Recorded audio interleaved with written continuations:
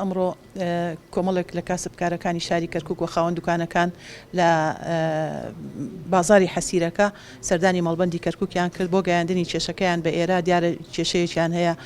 کێشەکەیان وەک مەڵبەندی کەرکووک و منیش وەکو ئەندامی سەرکردایەتی کەرکووک بەڵێنمان پێدان کە متابعی کێشەکەیانەکەین و لەگەڵیان نەبین لە چوارچێوەی قانون و یاسا ڕێگا نادەین هیچ کەسێک غەدریان لێ بکە و ناحەقیان بەرامبەر بکە و کێشەکە ئەگەینینە جێگای خۆی و لایەنی پەیوەندیدار هەڵ ئەسێ بە چارەسەرکردنی ئەم کێشەیە و دەبێت ئەمان کە خاوەن مافن مافەکانیان وەربگرنەوە. ئێمە دوکاندارەکانی بازاری حەسیر بازاری چەند شەماڵەکان بەناوبانگە ئێمە نێزگەی تقریباً صاحب 100 دوکانین زوڵمێکمان لێ کراوە لەلایەنی بلێندا و قاف و شتە